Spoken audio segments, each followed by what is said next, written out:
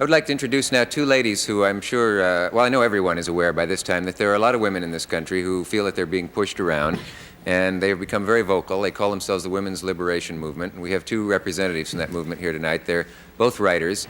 Susan Brownmiller had a piece in the Sunday Times a couple of weeks back, and Sally Kempton is the other lady, and I would like you to meet those two ladies. Maybe we can find out what the women are all upset about. Will you welcome them, please?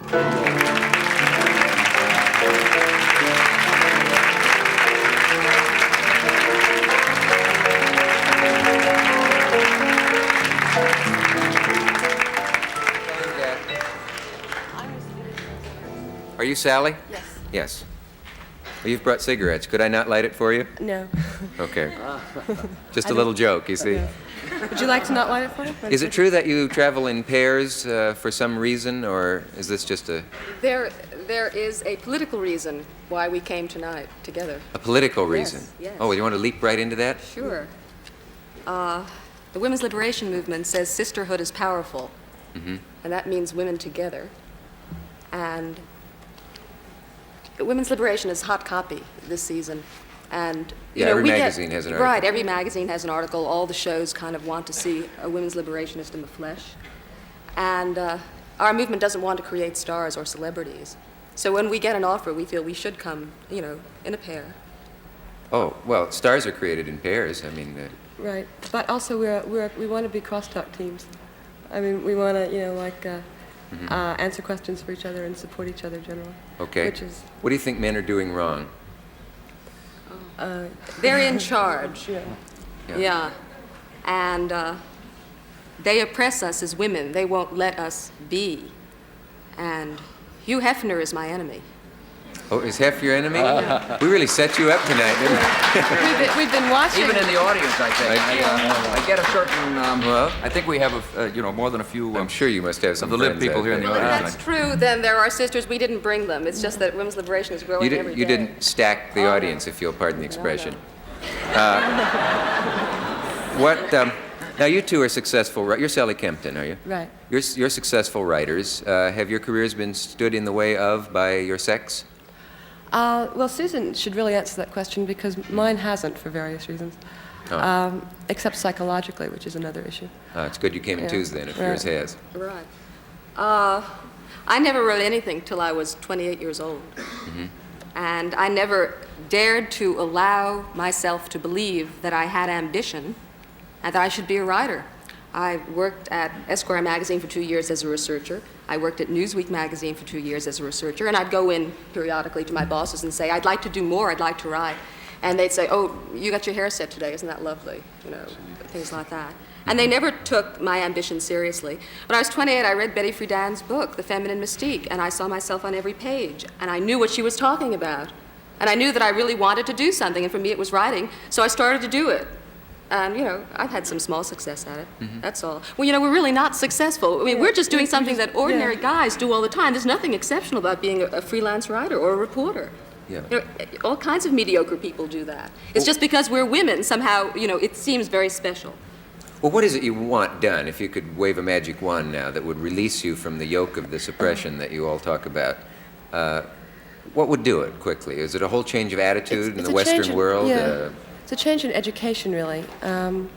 Women are brought up in really hundreds of ways. I mean, from the time they're 2 and 3 years old, to be cute and coquettish and intellectually unserious, to seduce people instead of saying what they want.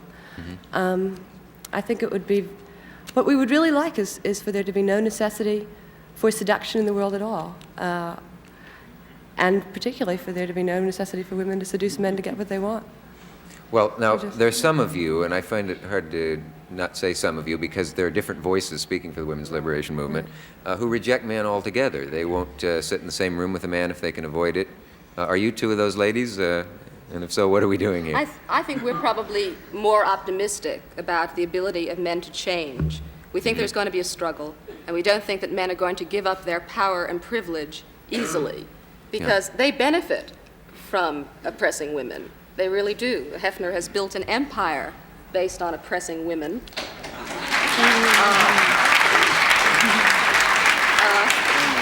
The day...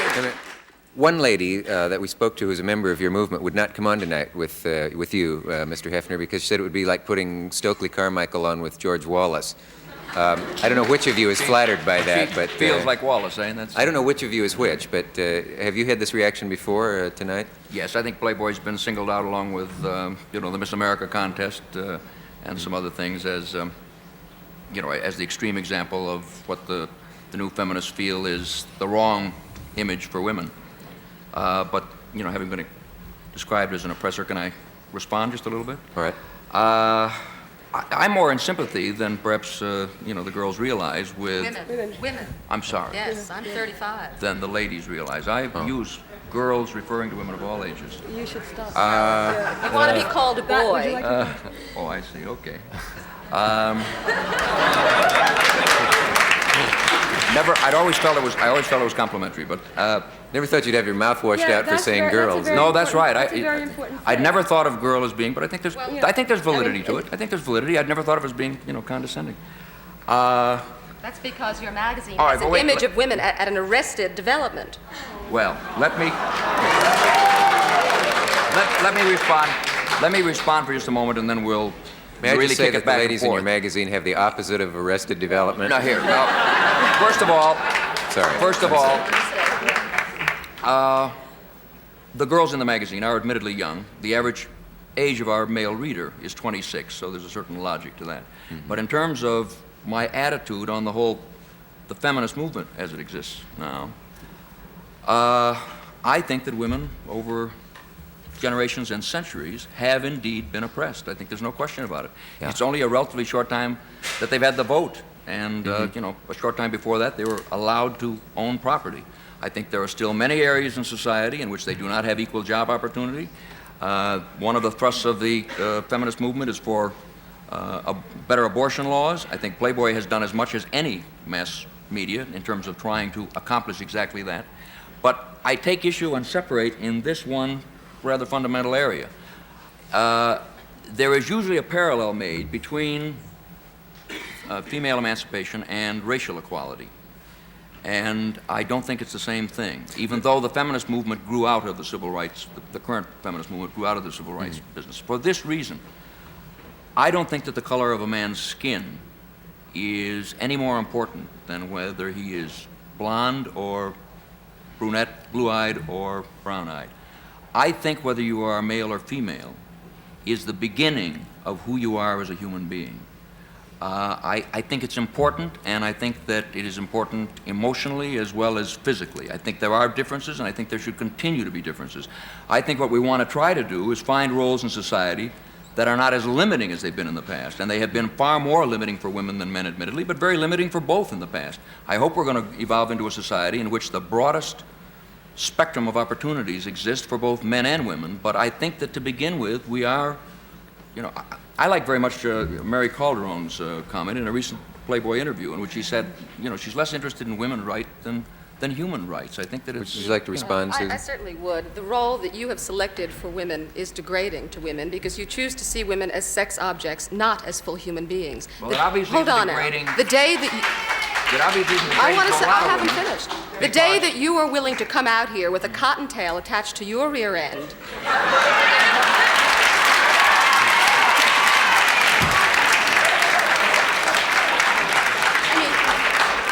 he has made the degradation of women a condition of employment in the Playboy clubs around the country. They have to get into these ridiculous costumes which deny their humanity and their femininity. You make them look like animals. Yes, women aren't bunnies. They're not rabbits. They're human beings. All right. The Playboy symbol, the rabbit, of course, and the reason for having bunnies in the clubs, the symbol was originally a male figure, and it was picked quite innocently and simply some 16 years ago because we felt it was a rather playful and sexual symbol. The fact that the girls are dressed in costumes is no more complex than that, and the girls obviously don't find it degrading, or we wouldn't have as many working with us. In addition, that's not true. just 1 minute. In addition, I know that there are a great many women who feel as you do, but there are also 1 out of every 4 readers of the magazine today is female, so there are obviously a lot of other women too.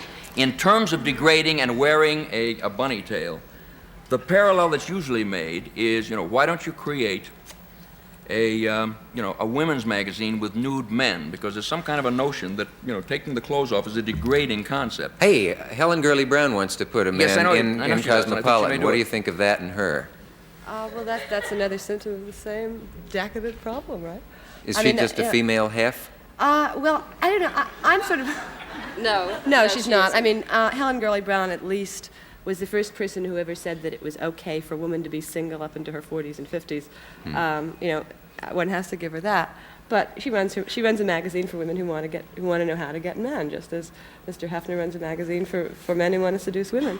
And we don't think that's a proper, that's a sole relationship between men and women, or even certainly not the most important one. And maybe that's the reason that all these things about male impotence and stuff like that you and Dr. May were talking about earlier has been going on. I wonder if we could It's get a hassle. In other words, if you have a relationship with somebody, why do you have to form a big thing? I mean, some guys you have crummy relationships with, some you don't. I mean, some of them are great, some of them aren't. Some of them look at you as a sex object, fine. So the ones that like to talk to you. But those aren't the ones. No, I mean the That's ones not that simple who like to either. both go to bed with you and talk to you. You do both of those things. The ones who like to make music and talk to you and go to bed with you and write or whatever you do, draw. You do all those things. I mean, I don't see where the problem is. It's just maybe because I don't see what you're talking about yet.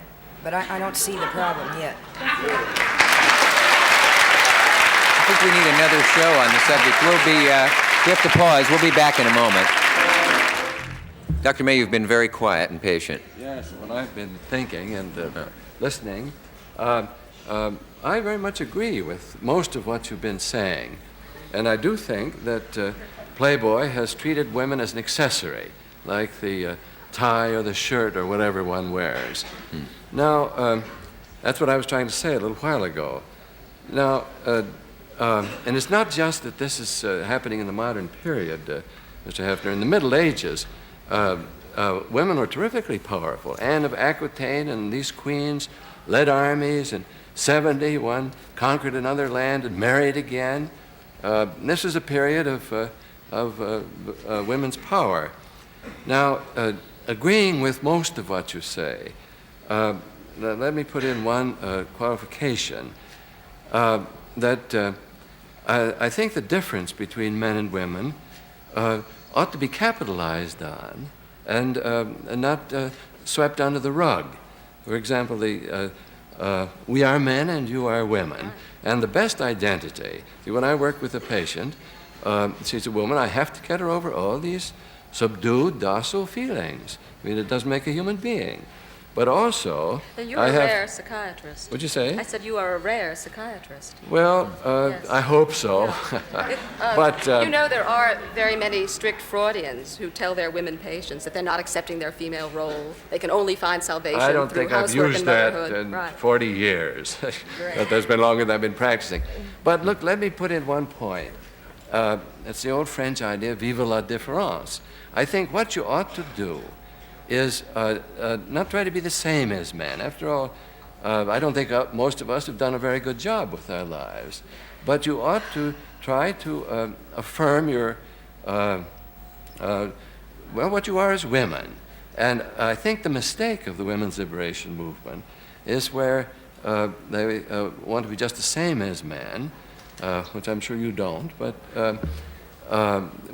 they throw out the baby with the bathwater, which is the differences that are in the personality of each, and I still believe in vive la différence. Not at all because la différence makes anybody superior to anybody else, but because life is tremendously more interesting if there are two sexes in it. Is either of you ladies married?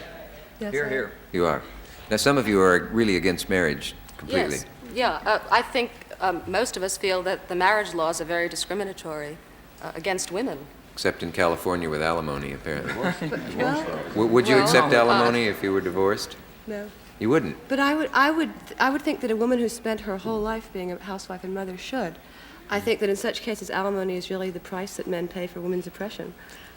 How do you explain Yes, the so- Margaret Chase Smiths and the Helen Gurley Browns and the Bess Meyersons, and who have somehow fought through the Yes, system well, and gotten society there. always allows a few to get through. There are always loopholes. Could you speak as if there were a conspiracy? They say, let's Oh, let yeah, these few through, well, and then yes, these I other think women will there get is a back in their place. conspiracy. I really do. But not a conscious one. You don't think that I go around consciously oppressing women, I don't know if you do. I don't think so, watching your show. I really Oh. wouldn't think. You seem to like intelligent women, and you never seem to be afraid to have strong women on your show. I mean, you've had marvelous intellectual discussions with Beverly Sills, Shirley Yeah, Chisholm. but that's because I'm right? weak and like to be dominated. You don't believe that. No, you're not. No, you're confident of your masculinity. Right? Say that I'll again. say that louder, right? You're Say- confident of your masculinity. I wanted to get that out, so that I'll hear it. Gee, we need another show on this. I'm afraid we have opened so many cans of worms here. I wish we could get to them. That isn't aimed at any of my guests. This turned into a roast Hefner evening. I'm sorry about that. Dick, I'm going You'll get to talk about that later.